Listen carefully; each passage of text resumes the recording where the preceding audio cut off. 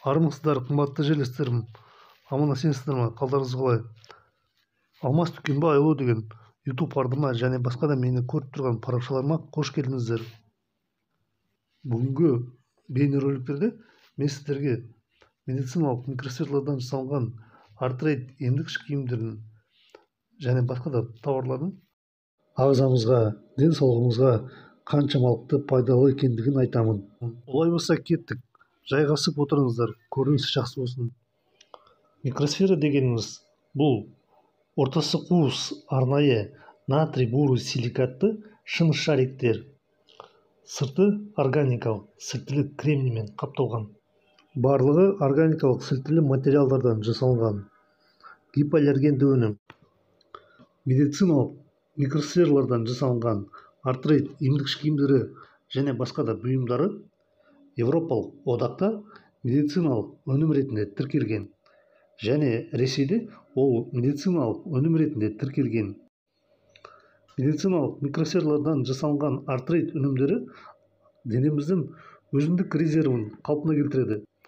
Артрейд өнімдері бұл ортопедиялық өнімдері екі бөліктен тұрады. Сыртқы бөлігі бұл алынбалы қап. Екіншісі бөлігі бұл ішіндегі медициналық микросфералармен толтырылған қап. Ішінде арнайы натрий буры силикатты микросфералар бар. Сырттары аморфты диоксидті сілтілі кремниймен қапталған. Артрейд микросфералары Ломоносов атындағы МГУ-да дәлелденген қасиеттерге ие. Адамдың денесінен шыққан жылуды инфрақызыл сәулелерді кері келген жағына қайтарады. Микросфералар адамдың денесімен әрекет еткен кезде адамдың денесінен шыққан жылуды инфрақызыл сәулелі толқындарды келген жағына денеге кері қайтарады. Пайдалы инфрақызыл сәулелер микросфераларда жиналады және олар денеге өзгеріссіз оралады. Осы әсердің арқасында ішкі ткандарда және мүшелерде температураның жоғарылау процесі жүреді. Инфрақызыл сәулелер денеге 7 сантиметрге дейін кіреді және 1-2 градусқа дейін температураны көтереді. Бұл жергілікті жылуды оқшаулау реакцияларын тудырады. Қан ткандарында қан айналымы да жоғарылайды. Артериялық және венозлық қан ағымы жоғарылайды. Ткандардың регенерациясы жеделдейді. Артериялық және венозлық қан тамырлардың және микрокапиллярлардың қан өткізгіштігі артады. Жасушалардың ішінде бұзылған метаболизмді, бұзылған зат алмасу процестерді қалпына келтіруге ықпал етеді. Жасушалар жеткілікті мөлшерде оттегімен және өмір сүруіне қажетті қоректі заттармен қанықтырылады. Қанмен және қанмен жасушалардың ішінен көмірқышқыл газбен жасушалардың тамағының қалдықтары шығады. Тиісінше зардап шеккен мүшелердің жасушалары қалпына келе бастайды. Зат алмасу процесі қалпына келген кезде, яғни микрокапиллярлық жүйе белсенді түрде жасушаларды қанмен қамтамасыз еткен кезде аурудың себептеріне әсер етеді. Зақымдалған мүшелер мен ткандар тұтастай қалпына келеді. Артрейд микросфераларынан жасалынған шағын өнімдер оларды үйде қолдануға және жолда қолдануға мүмкіндік береді. Артрейд микросфераларының зиянды микрофлораға қарсы, бактерия, вирус, грибоктарға қарсы әсері бар. Емдік, физиотерапиялық, ортопедиялық, иммуномодуляциялық жүйке жүйесін тыныштандыратын әсерлері бар. Емдеу профилактикалық мекемелерде де және үй жағдайларында қолдануға арналған бұйымдар. Ауырсыну, күйген, ісіну кездерінде және операцияға дайындалу үшін немесе операциядан кейін, ауыр жарақаттардан кейін, созылмалы аурулар түрлерінде, сүйек пен буын ауруларында, артрит, артроз, бұлшықет созылғанда немесе жыртылып кеткен кезде, варикоздық қан тамырларында, жоғарғы қан қысым кезінде, бас, қол, аяқтың қан айналымы бұзушылық кездерінде буындардың қозғалтқыштығын қалпына келтіруге көмектеседі. Артрейд өнімдерін ауруларды алдын алу үшін және емдеу кезінде емдік препараттардың немесе биологиялық препараттардың емдік күшін толықтыру үшін, күшейту үшін және оңалту кезінде қолдану қажет. Операцияға дейін немесе одан кейін, орташа немесе ауыр жарақаттардан кейін, созылмалы аурулар түрлерінде артрит емдік киімдерінің микросфераларының келесі бір қасиеттерінің бірі бұл жалған салмақсыздық, немесе орысшасы псевдоневесомость дейді. Артрит емдік киімдерінің ішіндегі микросфералар өздерінің жоғары тығыздықтағы су сияқты әрекет етеді. Псевдо салмақсыздық жағдайында ауырлық күштерінің гравитацияның әсері төмендейді, жасушалардың деформациясы төмендейді және бұл жағдайда тірек қимыл жүйесінің жүктеме айтарлықтай төмендейді. Ауырсыну мен қабыну жоғалады, бұлшықеттер босаңсынады, қан тамырларында қан айналымының жылдамдығы жоғарылайды, микроциркуляция қалпына келеді. Жасушалар жеткілікті мөлшерде және сапада оттегіне және өмір сүруіне қажетті қоректі заттарды алады және жасушалардың ішінен көмірқышқыл газбен алдында кірген қоректі заттардың қалдықтары шығады. Зат алмасу процесі қалпына келеді. Емдік және оңалу уақыты 2 есе қысқарады. Қан эндорфиндерін көп мөлшерге шығаруға келеді. Эндорфиндер стрессті жеңілдетуге және демалуға көмектеседі. Жасушаның ішінде митохондрия бактериясы химиялық АТФ энергияны өндірген кезде электромагниттік тербелістерді жасайды. Электромагниттік тербелістер спектрінде инфрақызыл сәулелер бар. Бұл біздің денемізден шығатын жылу. Денемізден шыққан жылуды микросфералар қабылдап аккумуляция жасайды. Жиналған күйінде, өзгерілмеген күйінде инфрақызыл жарық сәулелер электромагниттік спектрлермен келген жағына кері қайтарылады. Инфрақызыл жарық сәулелер өзгерілмеген күйінде денемізге кері қайтарылған кезде денемізде 1 немесе 2 градусқа температура көтеріледі. Бұл интерферон синтезін келтіреді. Денемізде температура көтерілген кезде бізде интерферон пайда болады. Ал интерферон деген бұл өзіміздің иммунитетіміздің көмекшісі, вирустардың жоюшысы. Сондықтан микросфералардан жасалған артрит емдік киімдері бұл вирустарға қарсы аурулардан алдын алушысы. Жастарға болсын, үлкен адамдарға болсын. Әсіресе қазір суық түскен кезде микросфералардың молекулалары теріс минус зарядпен орналасқан. Барлықтарыңыз физика заңдылықтарын білетін шығарсыз деп ойлаймын. Ұмытып қалған болсаңыздар ойларыңызға түсіріп кетемін.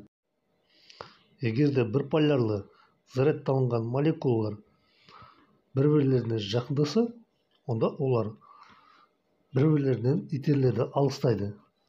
Егер де екі теріс зарядталынған молекулалар бір-бірлеріне жақындаса, онда олар бір-бірлерінен итеріліп алыстап кетеді. Керісінше, егер де екі түрлі полярлы зарядталынған молекулалар бір-бірлеріне жақындаса, онда олар бір-бірлеріне жабысып қалады. Мысалы, егер де плюспен зарядталынған және минуспен зарядталынған молекулалар бір-бірлерімен жақындық болса, онда олар бір-бірлеріне жабысып қалады. Магнит темірге жабысқандай. Артрит микросфераларда осындай принциппен жұмыс істейді. Артрит микросфералармен ұзақ мерзімде қолданған кезде қан жүйесінен, лимфа жүйесінен, жасуша аралықтарынан тер арқылы токсиндер шығып, ағза тазарылады. Артрит микросфераларының емдік қасиетін түсіну үшін мен сіздерге қан жүйесінің, лимфа жүйесінің және жасуша аралығындағы сұйықтықтардың қалай жұмыс істейтіндігін айтып түсіндіріп кетеймін. Мысалы, қан жүйесін алатын болсақ, қан жүйесі қан тамырларынан және микрокапиллярдан тұрады. Қан тамырларының ішінде және капиллярдың ішінде эритроциттар, қызыл қан түйіршіктер жүреді. Қызыл қан түйіршіктер жасушаларға оттегіне және жасушаларға қажет қоректі заттарды жеткізеді және жасушалардың ішінен көмірқышқыл газбен қалдықтарды шығарады және басқа да жасушалармен зат алмасу процесіне қатысады. Эритроциттерді, қызыл қан түйіршіктерді жүргізіп тұратын теріс зарядпен орналасқан молекулалар. Жасуша аралығындағы сұйықтықтардың құрамында да теріс зарядпен орналасқан молекулалар бар. Лимфа сұйықтығы жасуша аралығындағы сұйықтықтан алынған болғандықтан, лимфа сұйықтығында да теріс зарядпен орналасқан молекулалар бар. Ал енді қараңыздар, ауырсыну мен қабыну болған кезде қан тамырлары, лимфа тамырлары және жасуша аралығындағы сұйықтықтар токсиндерге толып кетеді. Осы себептен қызыл қан түйіршіктері бір-бірлеріне жабысып, қан қоюланып, қан тамырларының ішінде қан айналымының жылдамдығы баяулап қалады.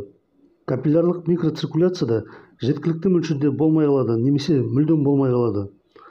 Жасушалар жеткілікті мөлшерде және сапада оттегіні, қоректі заттарды алмай қалады және жасушалардың ішінен көмірқышқыл газы мен жасушалардың қалдықтары шықпай қалады. Яғни зат алмасу процесі бұзылады. Зат алмасу процесі болмағаннан кейін жасушалардың ішкі ортасы қышқылданып кетеді. Зиянды бактериялар, патогенді бактериялар көбейіп кетеді. Осыдан ауырсыну, қабыну, сүйек қақсау, басқа да аурулар туындайды. Қандың, лимфаның, жасуша аралығындағы сұйықтардың ішінде токсиндер көбейеді.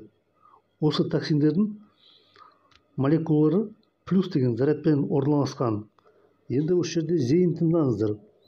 Ауырсынып, қабынып тұрған жерлерге жастықты немесе масканы таққан кезде артероид микросфералары миус деген молекулалармен орналасқан. Олар өздеріне қаратай плюспен орналасқан токсиндердің молекулаларын тартады. Микросфералармен байланыста болып тұрған жерлердің температурасы 1-2 градусқа көтеріледі. Қан тамырларының ішінде, лимфа тамырларының ішінде және жасуша аралығындағы сұйықтықтардың ішінде токсиндер ери бастайды және микросфералармен байланыста болып тұрған жерлердегі терінің порлары ашыла бастайды. Осы жерде биологиялық, электрохимиялық тартылыс болады да, адам терлейді. Тер арқылы жаңағы токсиндер шығады, плюспен орналасқан. Осылайша микросфералардың көмегімен жасушаның ішінен токсиндер шығады. Микросфералармен үнемі қолданған кезде жасушаның іші, жасуша аралығындағы сұйықтықтар, лимфа жүйесі, қан жүйесі барлығы токсиндерден тазарады. Осы үш сұйық түрде байланыстырып тұратын, дәнекерлеп тұратын тканьдар тазарған кезде бүкіл ағза, тірек қимыл жүйесі тазарады. Тиісінше ағзадағы бүкіл зат алмасу процестері, жұмыстары қалпына келеді. Нәтижесінде ауырған адамдар болса сауығып кетеді. Бұл процесс автокөліктің аккумуляторын зарядкілеумен бірдей. Аккумулятор отырған кезде энергия төмен деңгейге түсіп кетеді, көлікті от алдыра алмайды. Аккумулятор отырып қалу себебі ол аккумулятор банкалардың ішінде судың деңгейі көбейіп кету. Осы себептен аккумулятордың ішіндегі қорғасын пластиналарға қорғасын тұздары отыра бастайды. Темір коррозия процесіне ұшырағандай. Аккумулятордағы қорғасын пластиналары көп мөлшерінде, көлемінде қорғасын тұздарымен қапталып қалса, бұл аккумуляторды отыруына әкеледі. Аккумулятордың энергиясын, қуатын көбейту үшін зарядкілеу процесін жасайды. Банкалардың ішінде электролиттің деңгейі төмен болса, электролитін толықтырады да тоққа қосады. Тоққа қосқан кезден бастап электролиттен дистиллированный су жұтыла бастайды және күкірт қышқылы шыға бастайды көбірек. Аккумулятор тоққа қосылып зарядкілеу кезінде шыққан күкірт қышқылдар қорғасын пластиналарындағы қорғасын тұздарды эрозияға ұшыратады. Біраз уақыттан кейін қорғасын пластиналар күкірт қышқылдарының көмегімен тазарады. Тазарылған қорғасын пластиналар күкірт қышқылдармен толықтай байланысып, аккумуляторды зарядкілеу процесіне кіріседі. Біраз уақыттан кейін электролиттердің тығыздығы жоғарылайды. Тиісінше аккумулятор зарядкіленеді.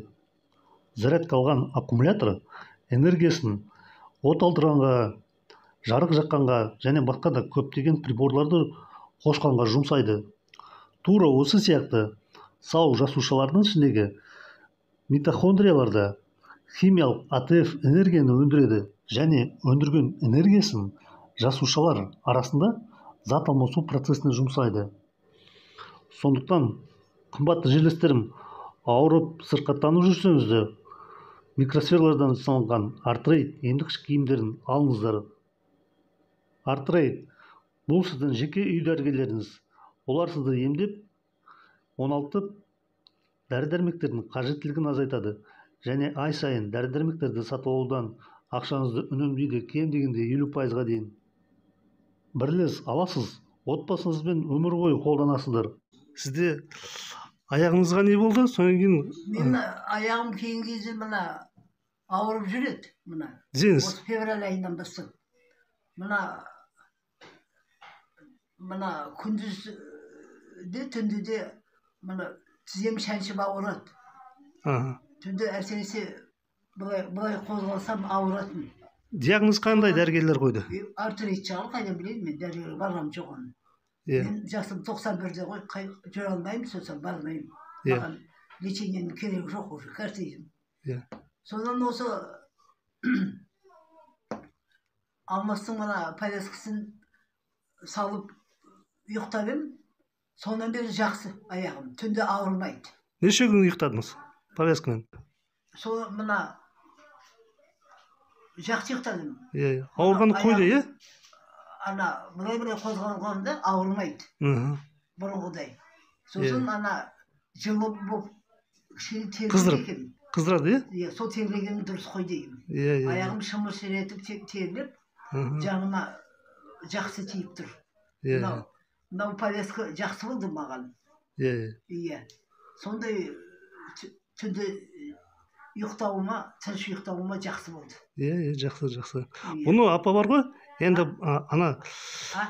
бұны деймін, бұны құлағыңызға тоже тақасаңыз, құлағыңыз есту қабілеті жақсарады тоже. Ола, құлағымнан көрі мұның аяғым жанды жерім. Кішкене аяғыңыз қойғаннан кейін құлағыңызға, көзіңізге тартыңыз. Сонда ол жерде де қан айналымы жақсарады да. Сол қан айналымы жақсарғаннан кейін құлақ та, көз де жақсы жұмыс істей бастайды. Құлағымнан бұрын мұның аяғыма жақсы болды. Осы кешеден бері жақсы аяғым. Шипа болсын, апа. Рахмет сізге. Аяғымнан тастырмаймын мен осыды.